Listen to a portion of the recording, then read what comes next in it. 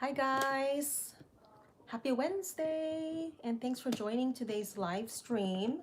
So I know the topic is similar to what we talked about last week, and these are crops that you can plant in July and throughout the month of July. So I just wanted to go over it again because I don't think I went over um, some plants that you should be starting 8 to 12 weeks before the first day of frost. That way your plants have time to get established and will give you a fall and or winter harvest later on in the season.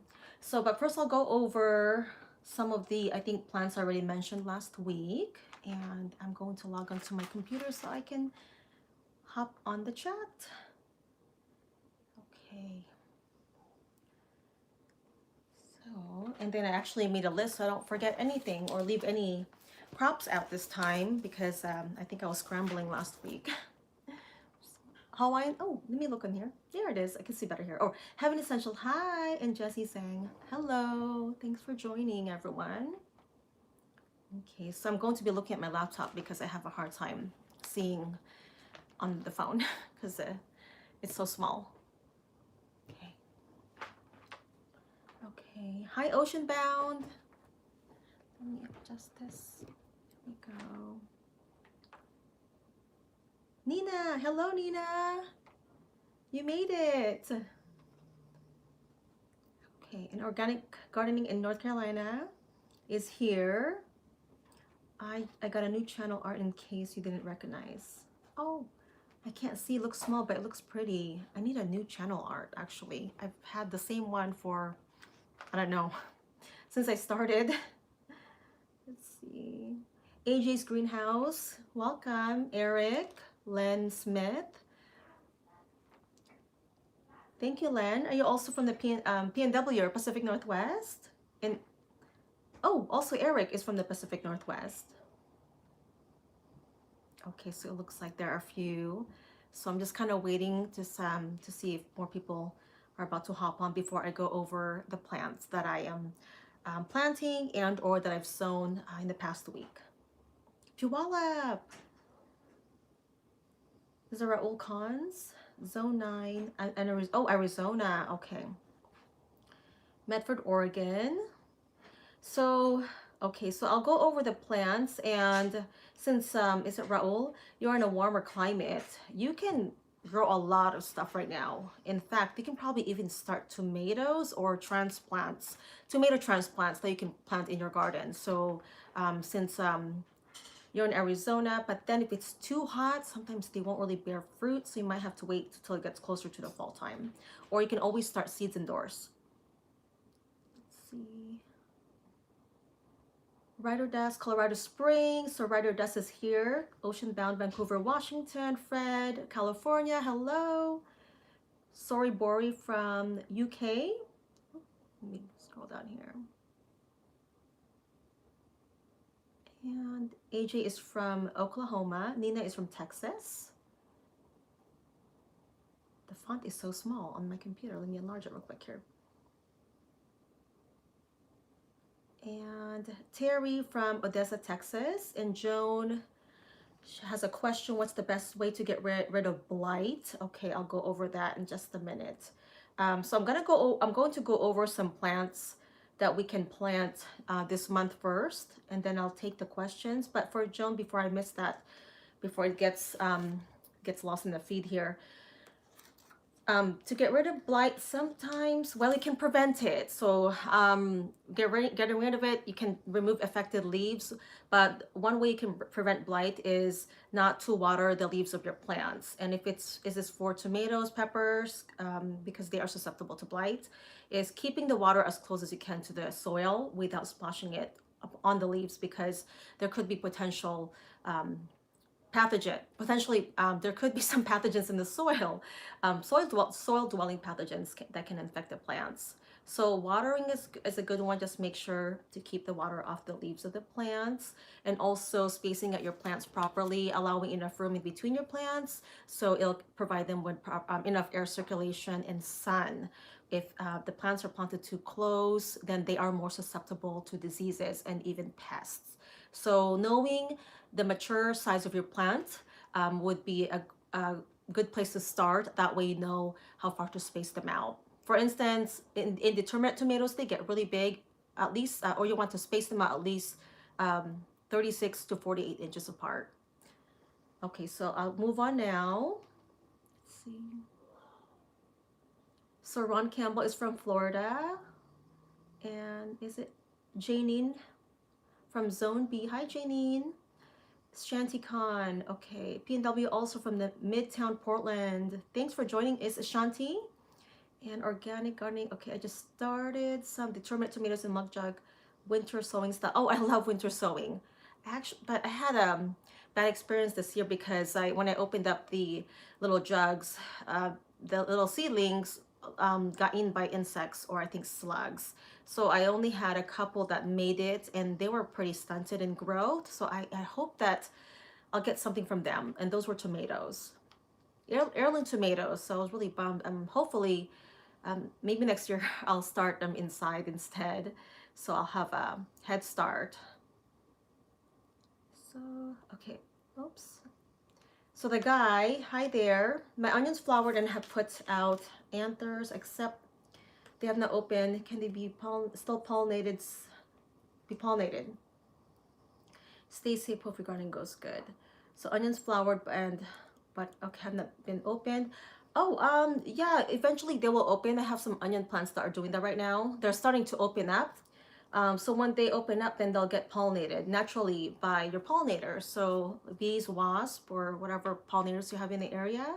So I would just leave them as is, unless you have a shortage of pollinators. But onions are really great at attracting pollinators.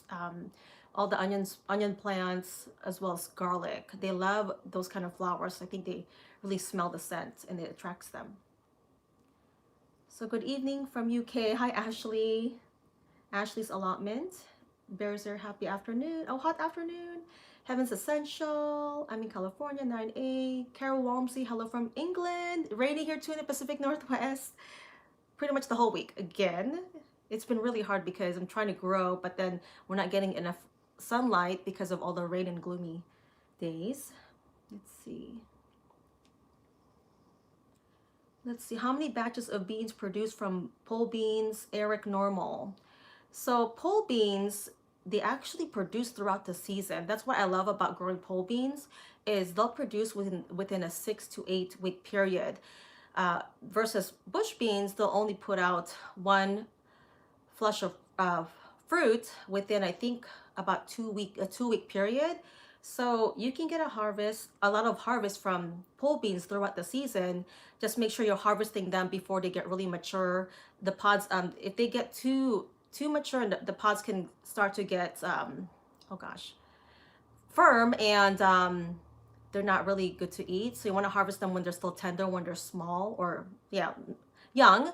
And harvesting the beans throughout the season will encourage the plant to produce more beans for you. So just keep harvesting, but you should get plenty of harvest. Actually, my pole beans, they last through November for me, so they just keep producing throughout the season. So let's see, Backyard Gardener. Hello, Backyard Gardener.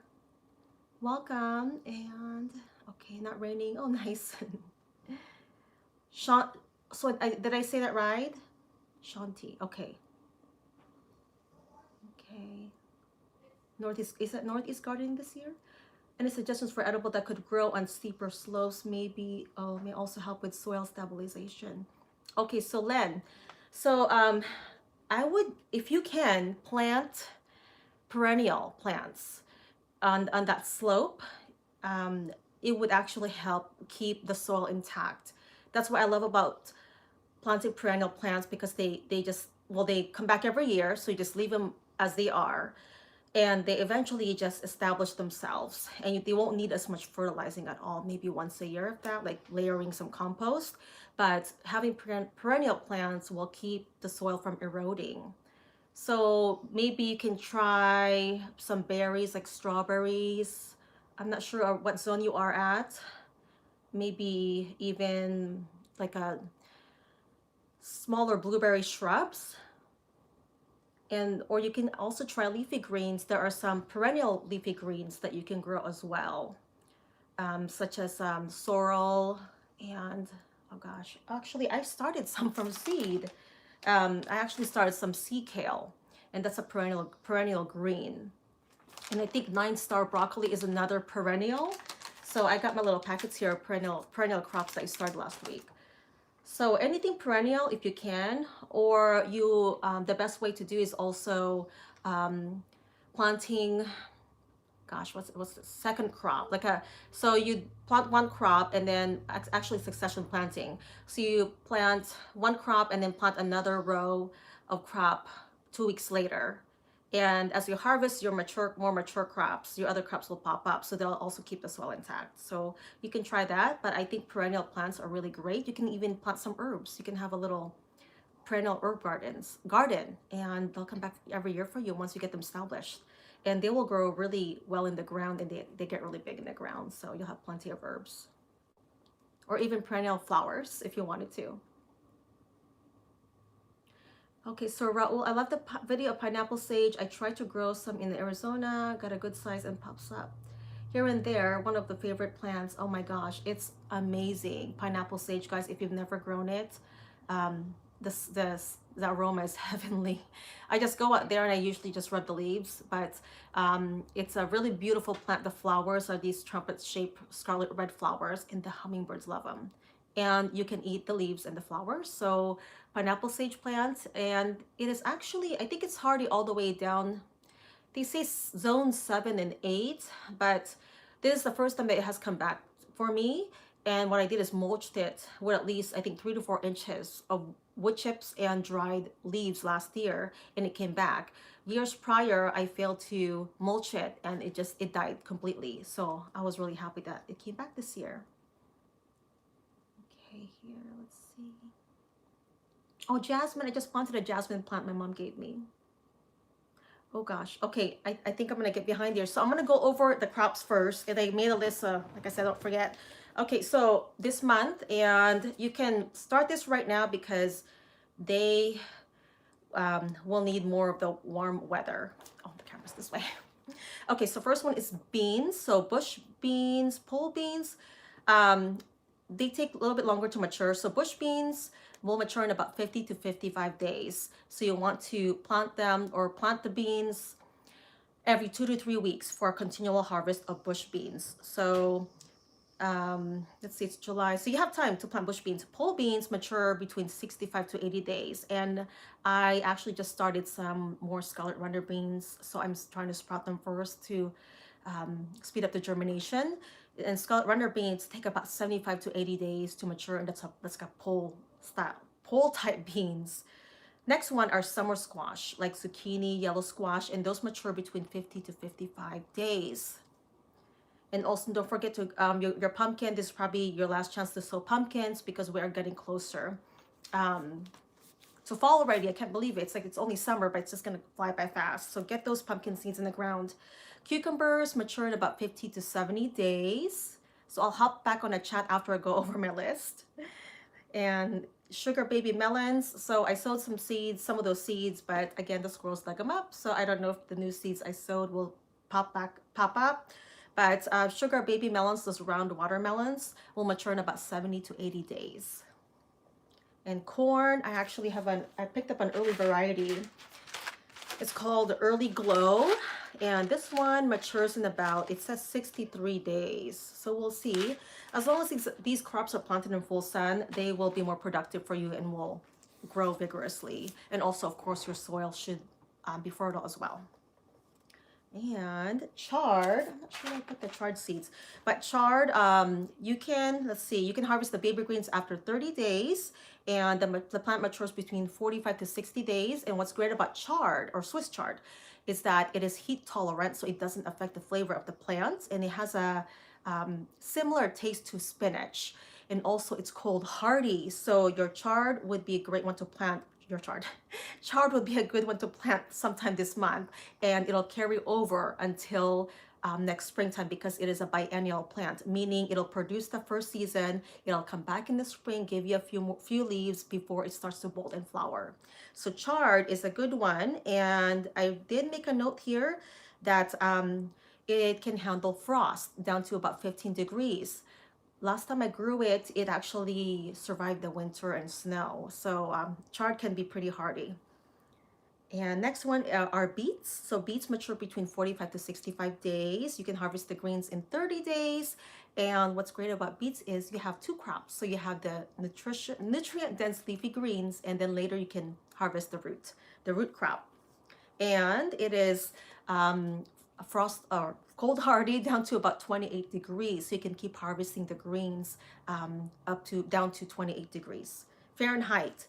And we also have carrots. So carrots, it just depends on your climate. If it's too hot, they might not germinate because it's too much too much heat.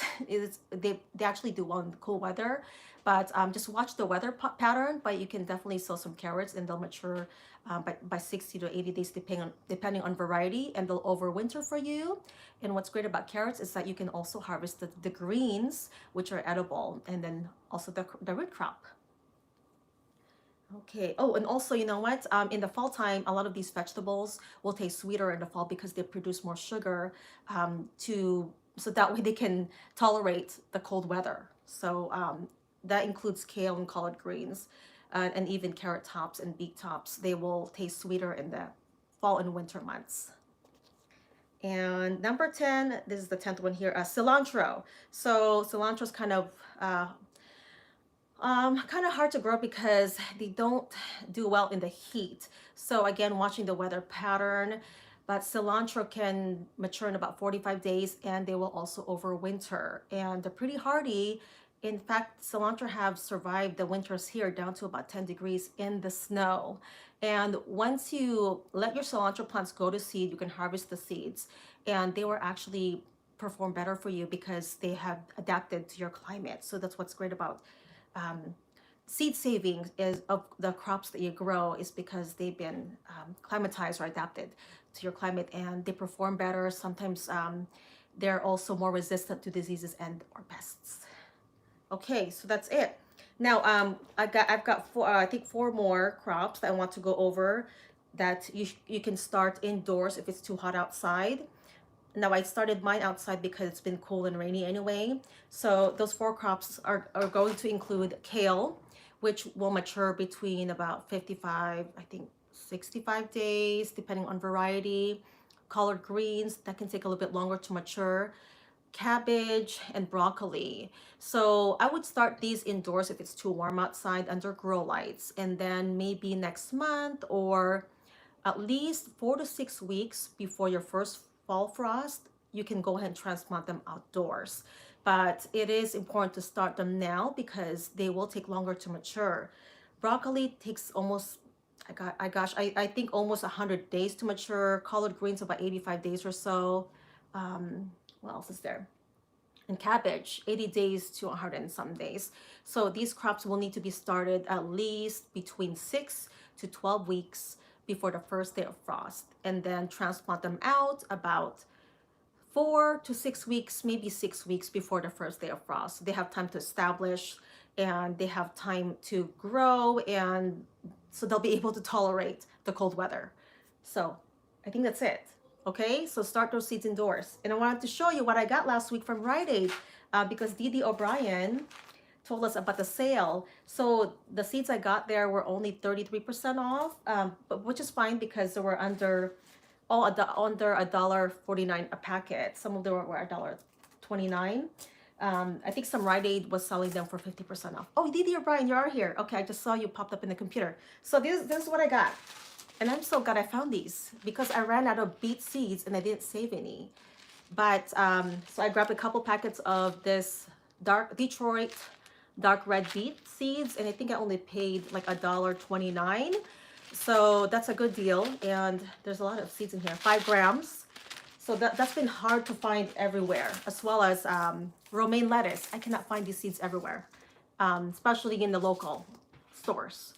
So romaine lettuce, so happy about that. And I also picked up some early prolific yellow squash. This one matures in about 50 days. That's a quick maturing one, which is good. And I also picked up some perennial flowers. So bring on the pollinators, right? So what's neat about perennial flowers is that they'll come back every year. So once I plant them this year, they'll mature enough next summer. So I've got some foxgloves. Bumblebees love this. And it's also called digitalis. I think it's the other name for that. That's poisonous, so that's something to watch for if you have little kids and pets. Shasta daisy and hollyhock. And guys, hollyhock is edible. I believe it's a cousin of the, or some mallow family, mallow plants, or okra. Does anyone know about that? So hollyhock, another perennial. But anyways, that's what I got at Rite Aid. So hopefully you guys find something there, and I'm sure they'll probably still having their sale, so you might want to check them out. And thank you, Didi, for letting us know about that sale. Okay, I'm gonna head back to the chat. I'm sure I missed a lot of comments or questions. Let's see. Okay, let me just scroll down. So we have Marisol from Polesville, Washington. Welcome. And you are in zone 7B.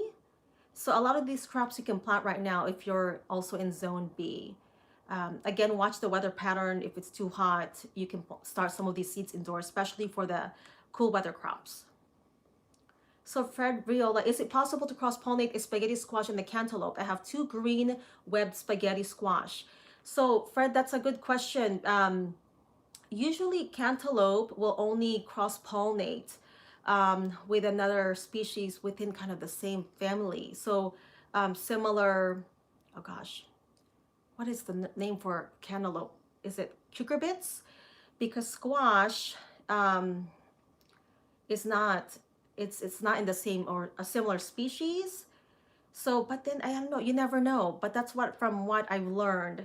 So if anyone knows if a spaghetti squash and cantaloupe can cross-pollinate, let's leave a comment here for Fred Viola. So as far as I know, squash and spaghetti and squash and cantaloupe usually will not pollinate, but you never know, right? Nature's pretty amazing. KM from Mill Creek, hello. Okay, so also Joe Mack from Michigan. Welcome to the chat, everyone. And okay, Sparkery, the hailstorm. Oh no, hailstorm devastated our pepper plants, lack of sun. He's been doing favors, flowers have come and gone. We will, okay, will we see any peppers? You know what, is that Sparkery? What zone are you in?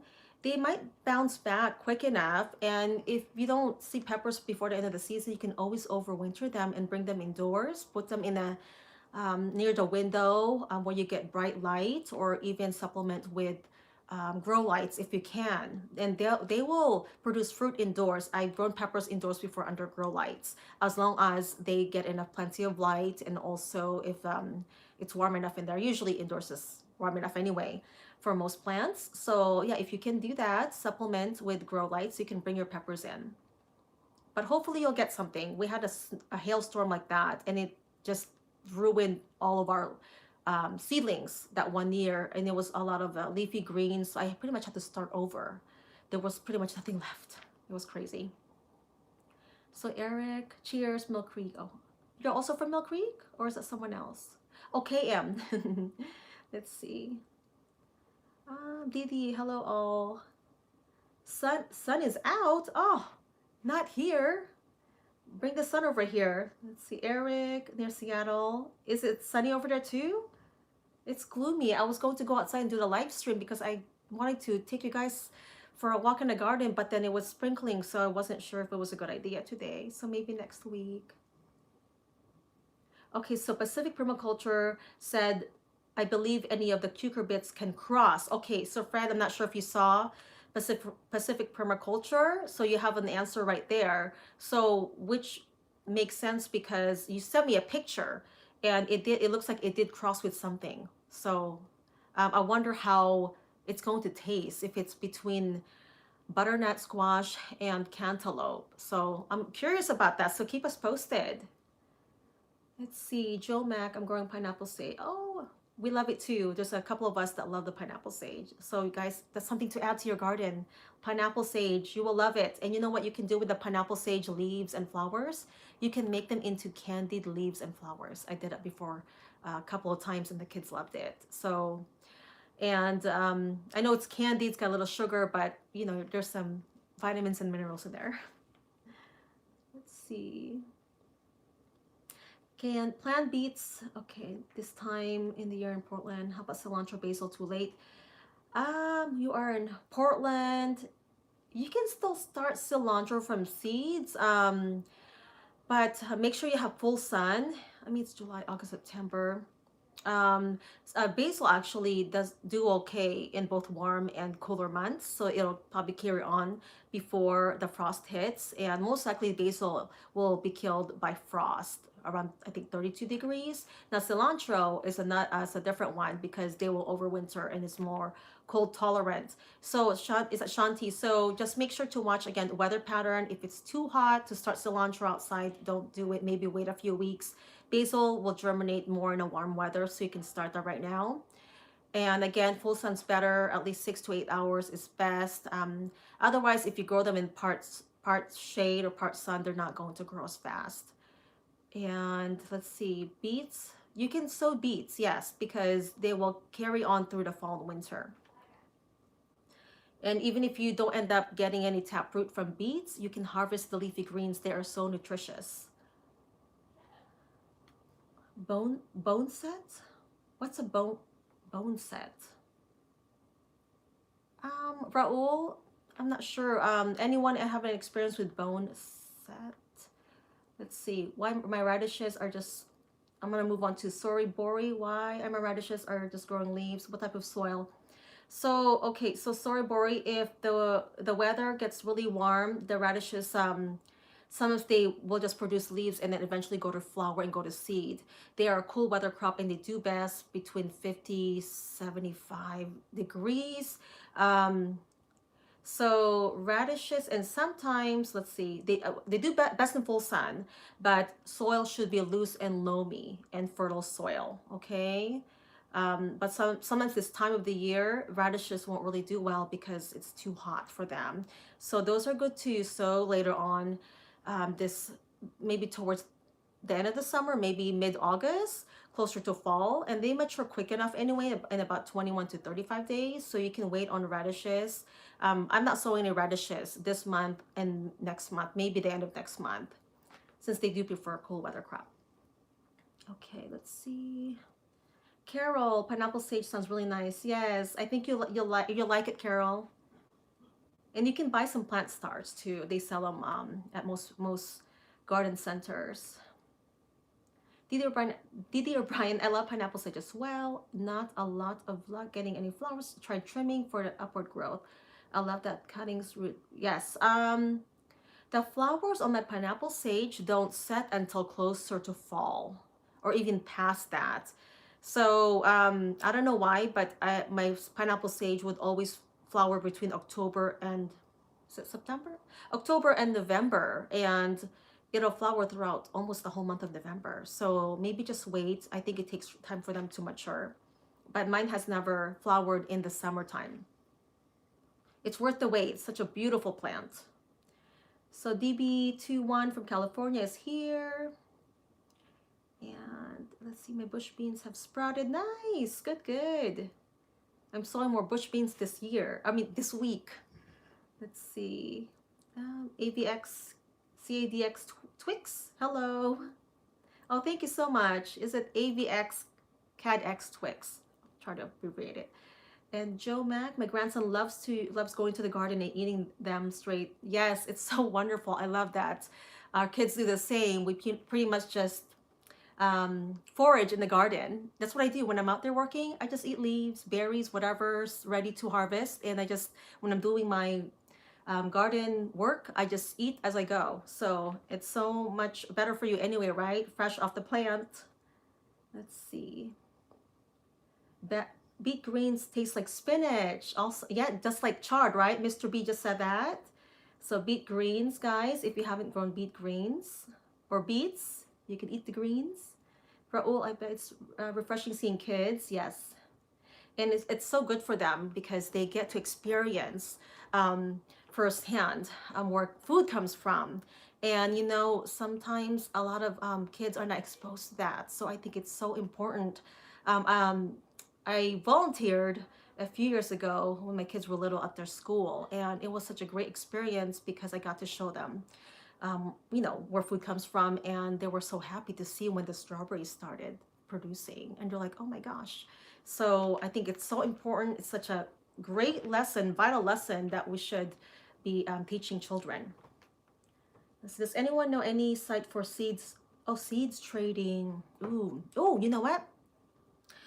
Praxis 55712, Ray does seed swaps, and I think he's on YouTube, Praxis 55712, and also on Facebook, and they do like a big seed swap. And I haven't done any seed swaps. I've traded with people on Instagram, but that was a couple of years back.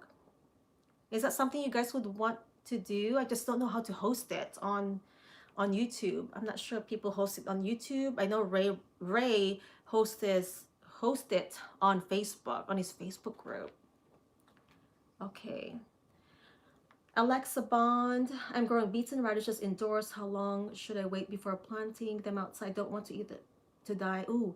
So Alexa Bond, so since beets and radishes are root crops, it's almost best to start them directly sown in the ground so that way you don't disturb the roots, because that's what you're harvesting them for, mainly is the roots. So radishes I've never started separately indoors or in a different container. I usually direct sow them, and I've gotten really good results with that. Same thing with beets. Does anyone start beets indoors? Usually I direct sow root crops such as these, including carrots. They just do better for me that way, directly sown in the ground. So if you can sow them, and if it's cool enough for radishes, you can. Most climates, it's too warm for radishes to grow right now. So Didi O'Brien, I grew up in Southern California, and we all said the cilantro, and nowadays here the cilantro sounds more exotic. Okay, cool. I got so many seeds I needed. Awesome. Oh, from Rite Aid? I think I saw gardening in Canada here. I am so oh my gosh, I'm so behind. I'm sorry, guys. I saw it on my phone. Maybe. Let's see. CRH is here. Hi, Cody. Oh, I am really behind. Happy Chicks, hello. I'll just scroll down. Evelyn. So I'm, okay. DBT001, growing lettuces in self-watering. Cool.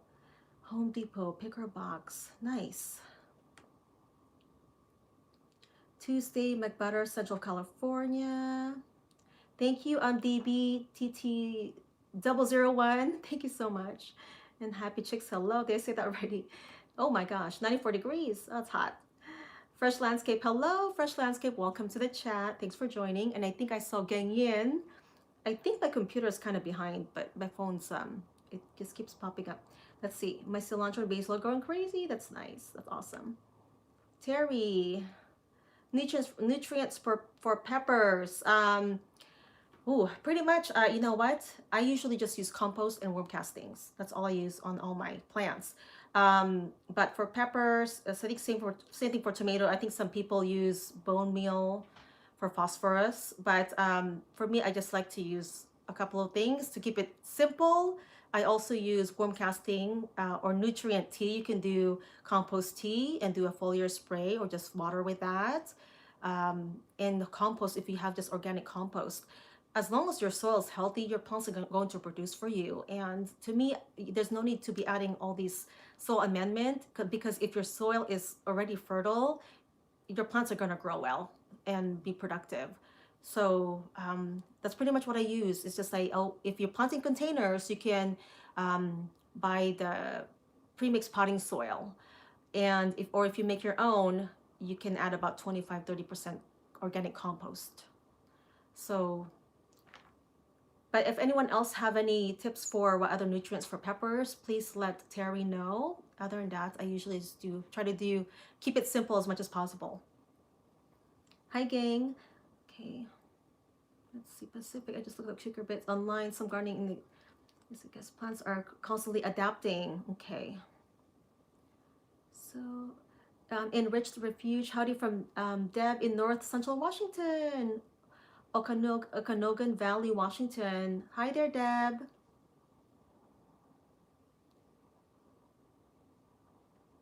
Oh, okay. Injuries. I don't know much about growing it though. Bone heal injuries. Are you talking about bone broth? Hmm.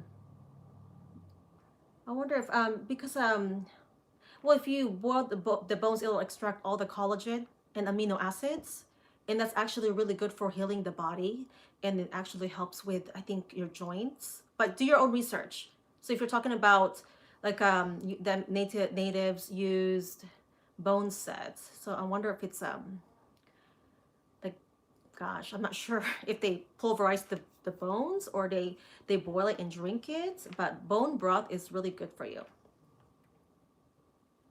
Let's see. Do you know much about Chinese broccoli from growing containers? Oh, I grew that one time. That was probably 3 years ago. And it went straight to flowers. I think it was really hot that summer. And I can't find those seeds. But you can grow them in containers.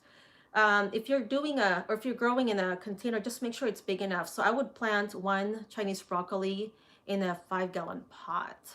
Maybe 2 plants. But you don't want to overcrowd because you want them to have room to grow. And if you don't have enough room for the roots to grow, your plants won't grow that well. And sometimes if you plant too many plants in containers, they'll fight for nutrients and water. So let's see, we'll go back here.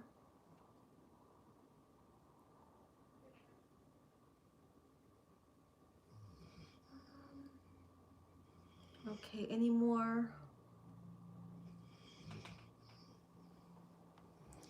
Sir, looking to see if there's any more. Hi, Fresh Landscape. Gardening in Canada. Gardening in Canada is here.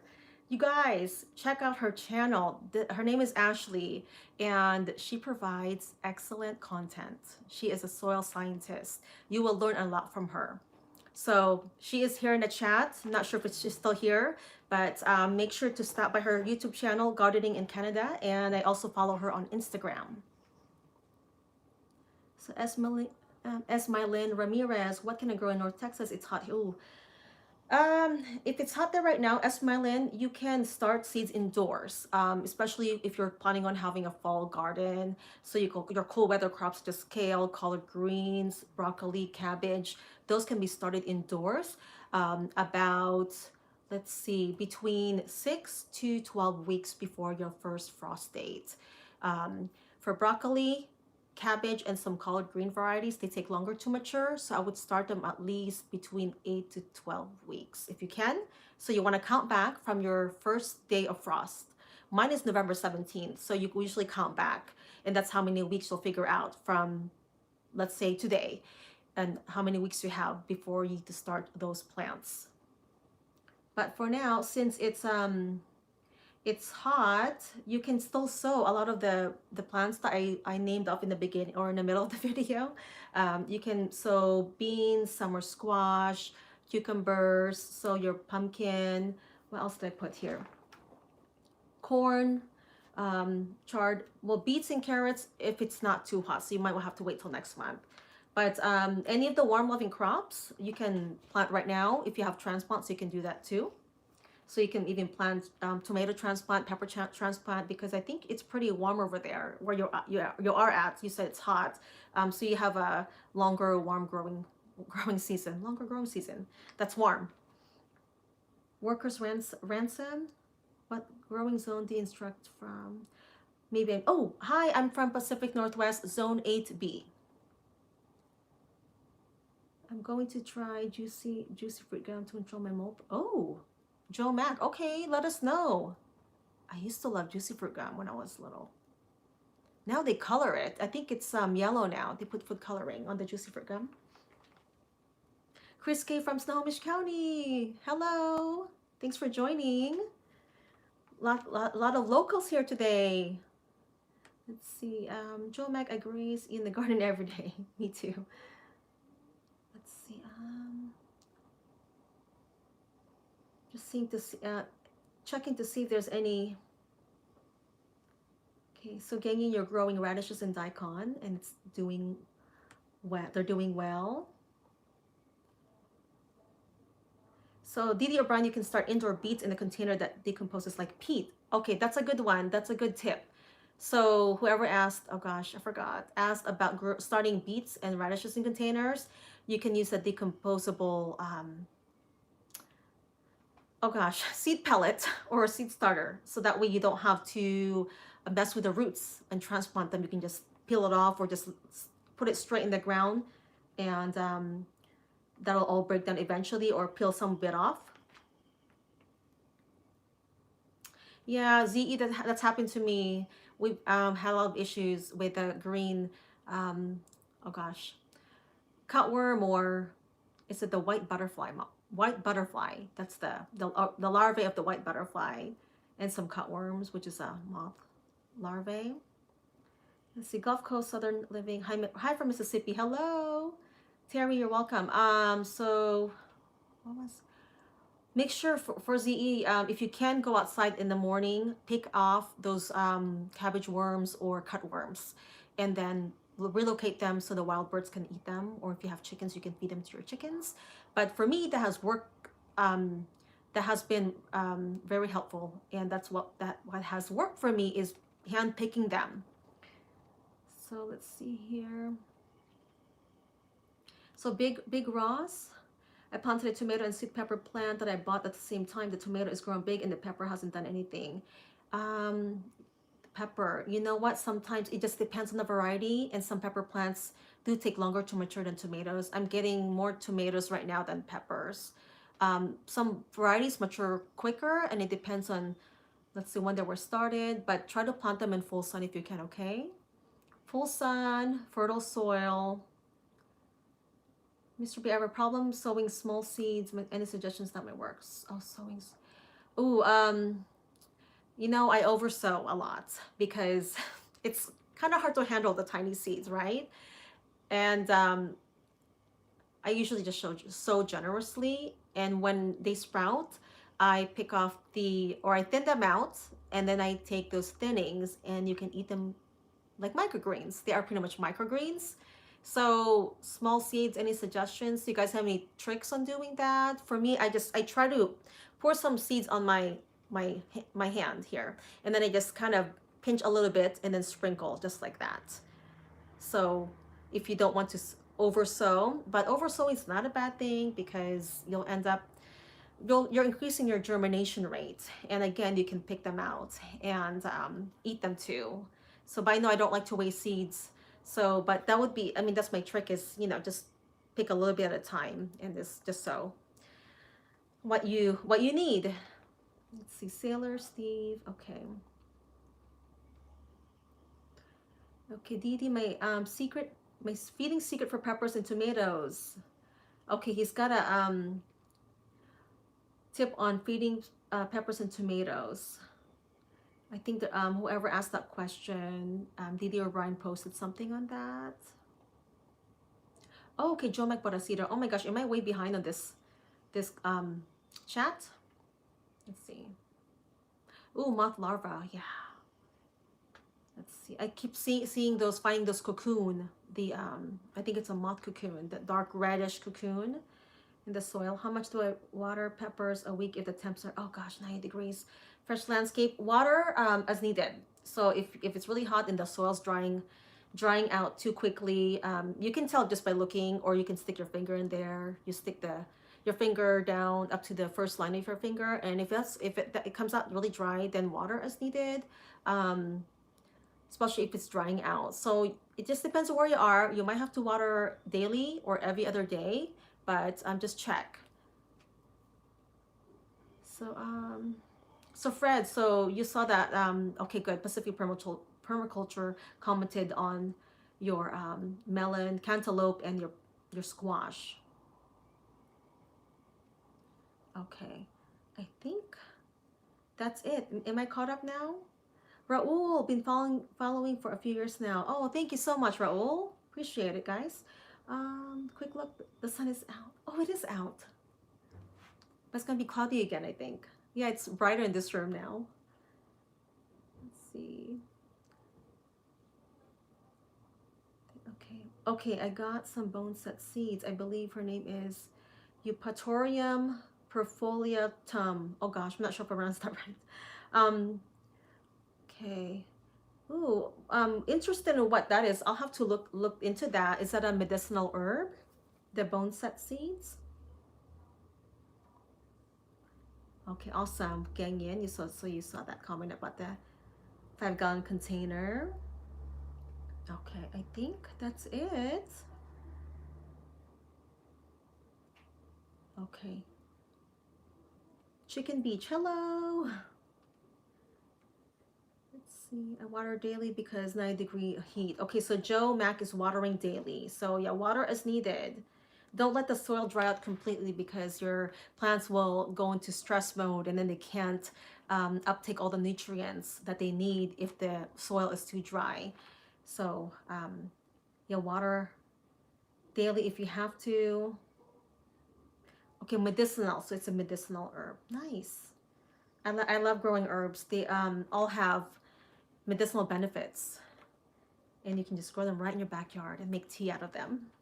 But always do your own research, right? And don't use too much.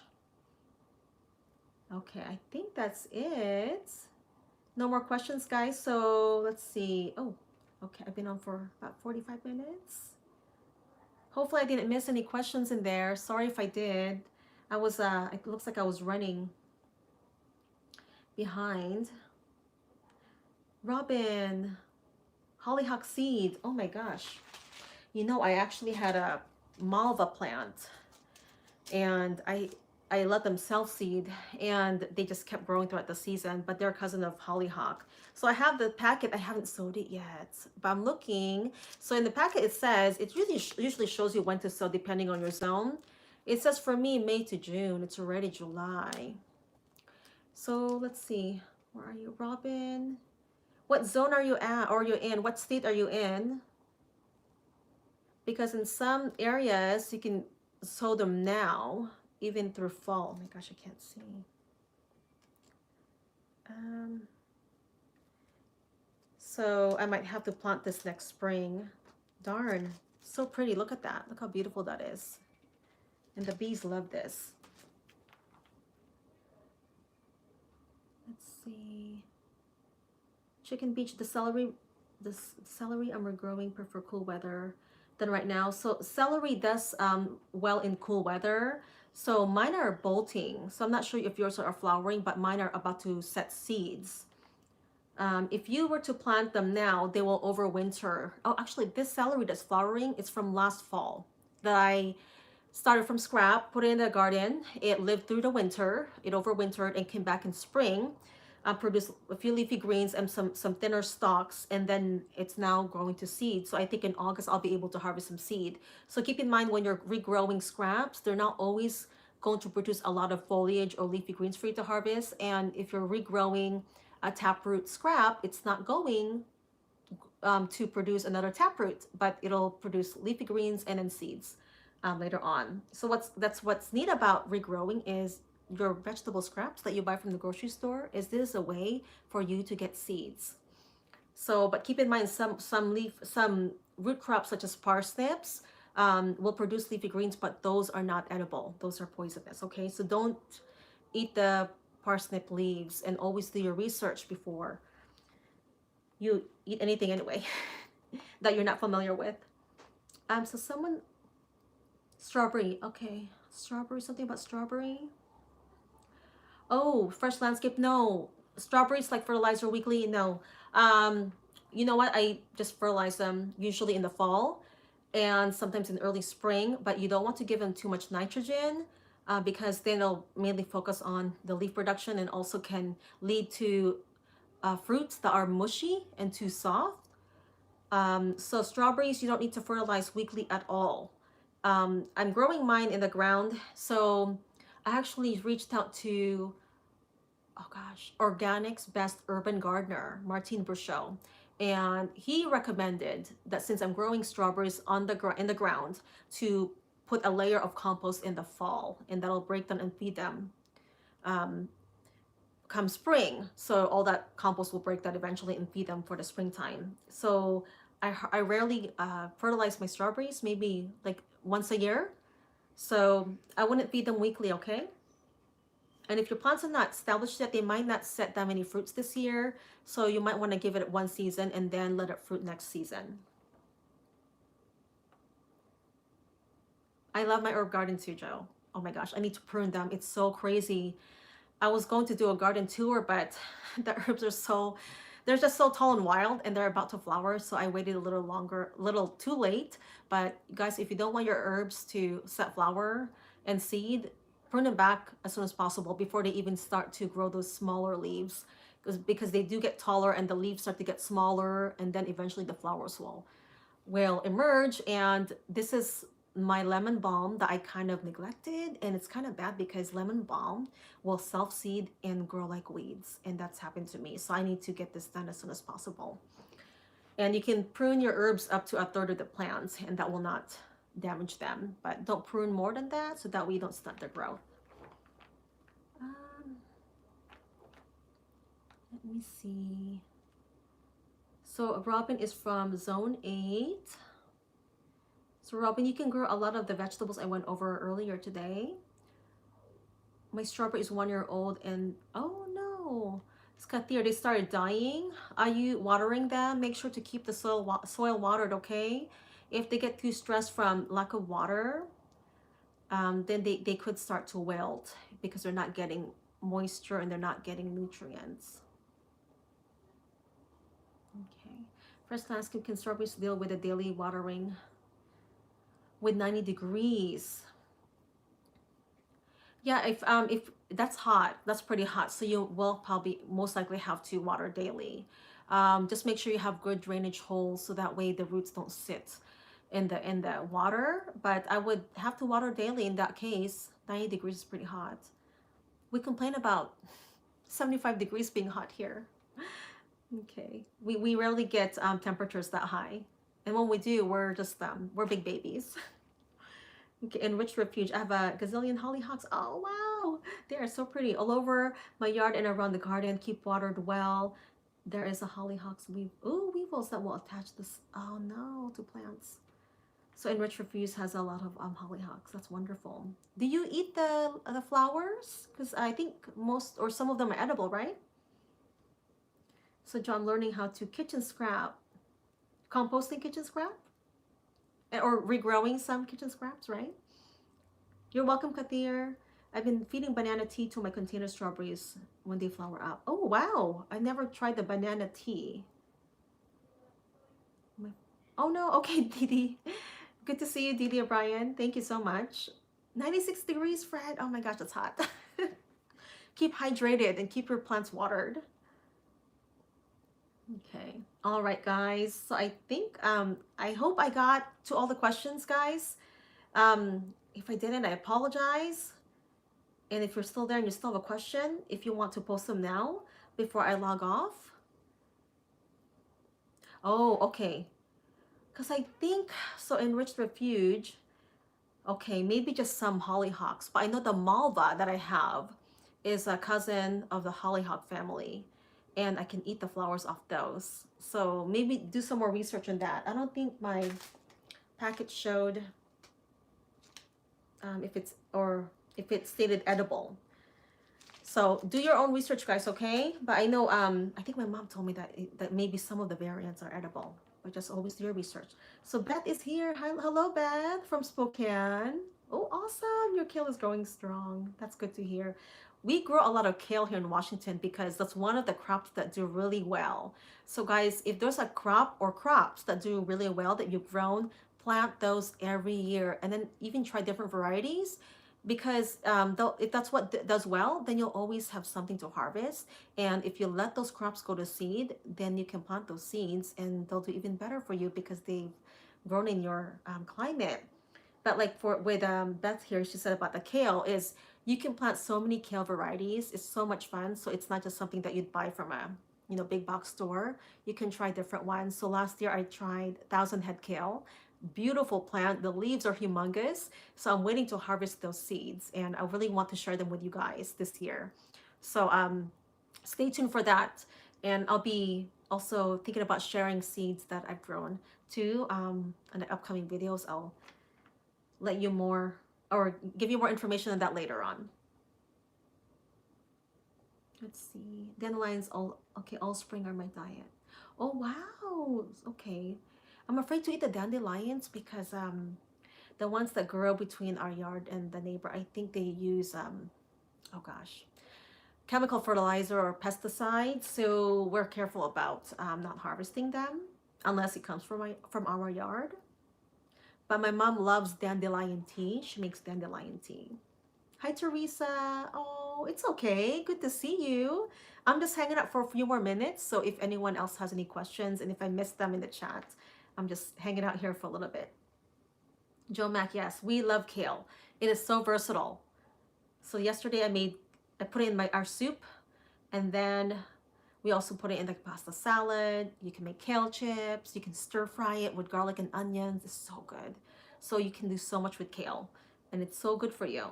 And you know what? When you buy it at the store, the organic kale is so expensive. I think it's like $5-6 for a bunch of kale, organic kale, and you can pick them from your backyard, right?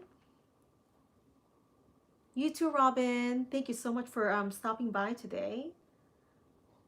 5 acres, no chemicals. Oh, that's wonderful. Enriched refuge.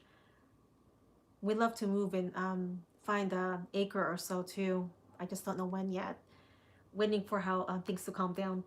Let's see. I juice my kale. Ooh, nice. I need to get a juicer because I tried to put it in a smoothie. But I think probably juicing is better. You're extracting all the nutrients that way. I planted red Russian kale yesterday from seed. Teresa, oh my gosh. So my red Russian kale that's dried, I hung it on one of the trellis, right? And so as the seeds dried, they self-seeded. So they are growing in this patch, one area of the garden, and some of the potted dwarf tomato plants. So now I have all these Russian kale growing all over the place. I'm not complaining, but they self-seeded, and so it's great. So I don't have to sow them. I can just transplant them later, and move them around the garden. So in this fall, yes. So it's the only thing about letting your plant self-seed. They just make sure that you can control it and maintain that area. And red Russian kale is a great variety. They do really well even in the heat. They don't get tough. They're very tender, so they're good in salads. So Joe Mac last year was the first time I grew kale. Nice. So did you like growing them, Joe? Fresh landscaping. Are you from a different country? I love your accent, and I'm all about culture. So I grew up here. I moved here when I was 10 from the Philippines. So I spent most of my time here. When we first moved to the States, we moved to Kansas City, Missouri, and then we were relocated to Washington. Okay. Awesome, guys. So that was fresh landscape. Okay, so I just answered that. Okay, guys. So I think I've caught up with questions, right? Oh, it's 1 o'clock. So I'm going to get going. The sun is shining, so I am going to go outside and prune those herbs that are going wild. And I will try and upload a garden tour as soon as I can. It's just that busy this month. I've got some projects I'm working on that I need to tend to. I will, Teresa. You too. I hope you guys have sunshine too. Enjoy your day and plant those seeds. Keep sowing those seeds or plant some starts. Oh, thank you. Happy pruning. Have a great day. You too, Fred. You too. Thank you so much. You're welcome, Joe. Thank you, guys. Really appreciate you guys hopping on today's live. It was nice to sit down and have a chat. Thanks. Nice. Oh, you too, Enrich Refuge. You too. Blessings to you. Okay, guys. Enjoy your day, and I'll see you next Wednesday. And Gang Yin, you're welcome. Oh, what was your question? I didn't get my question answered? Oh, no. Gardening quick tips. Oh, good day. You too. Thank you, Chicken Beach. And Joe, God bless and keep safe. You too. God bless and keep safe, you guys. You guys all stay safe and well.